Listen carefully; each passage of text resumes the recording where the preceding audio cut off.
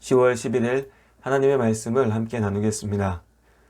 조금 재밌는 상상을 하면서 오늘 말씀을 한번 시작해 봤으면 좋겠습니다.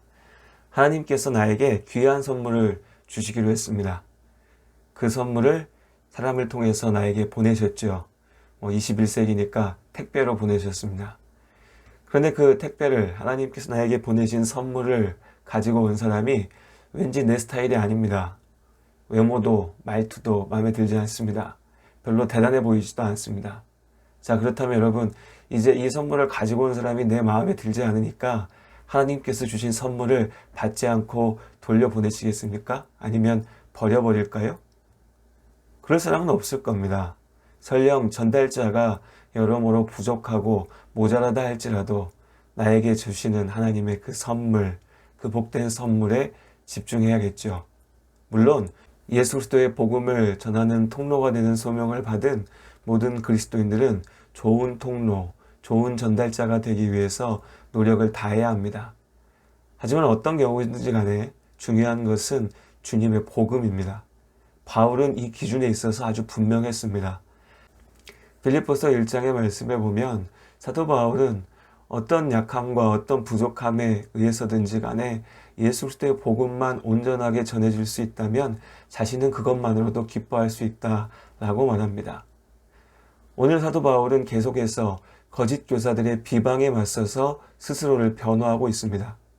사실 바울이 변호하려고 하는 것은 자기 자신의 위신과 명예가 아닙니다. 자신에 대한 신뢰가 무너지면서 그가 전했던 예수 그리스도의 복음까지 폄훼하려고 하는 시도에 맞서는 겁니다. 한 사람에 대한 평가는 다양할 수 있죠. 특히나 각각의 사람들의 감정이 더해진 주관적인 평가는 더욱 그렇습니다. 누군가는 바울에게서 예수 그리스도의 향기를 느끼고 좋아할 수 있습니다. 하지만 다른 누군가는 왠지 바울의 외모가 마음에 들지 않고 또 그의 말투가 거슬릴 수도 있습니다. 물론 그렇습니다. 모두가 바울을 좋아하고 존경해야 하는 것은 아닙니다. 하지만 그가 참으로 예수 그리스도의 복음을 전했다면 사람에 대한 호불호를 떠나서 복음을 평가절하할 수는 없는 겁니다. 반대로 아무리 친절하고 좋은 사람이라고 평가받는다 해도 그가 복음의 진리를 변질시키고 거짓을 전한다면 그 말에는 귀를 닫아야 합니다.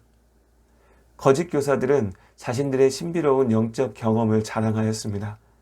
그러면서 그 신비로운 힘을 내세우지 않는 바울을 비난했죠. 이제 바울은 부득불 자신의 경험에 대해서 말하고 있습니다.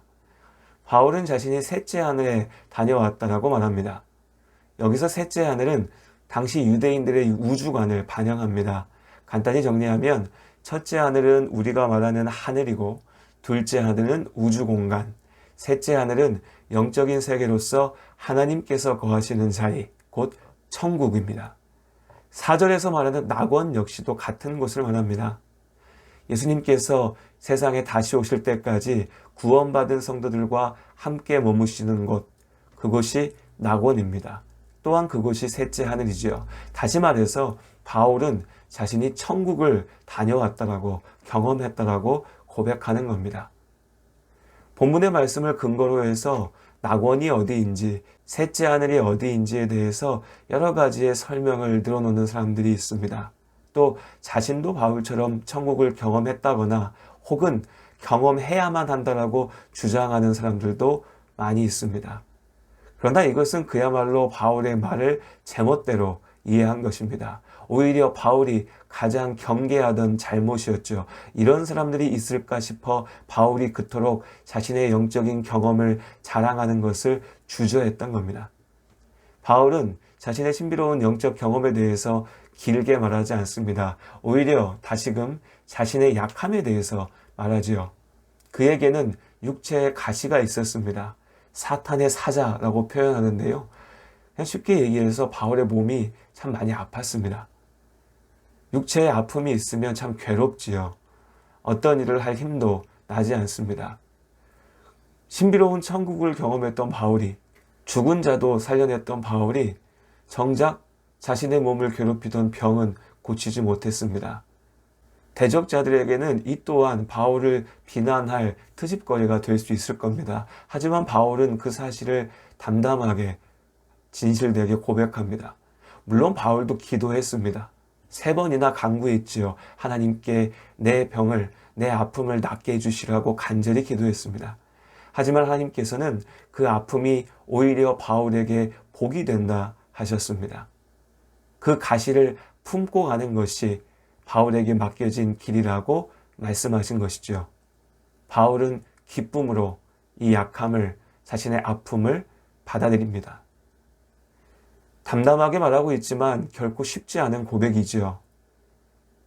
이것이야말로 바울이 하나님의 사람이라는 참된 증거가 아닐까 싶습니다. 자기의 잘남을 자랑하는데 열심인 사람들이 있습니다.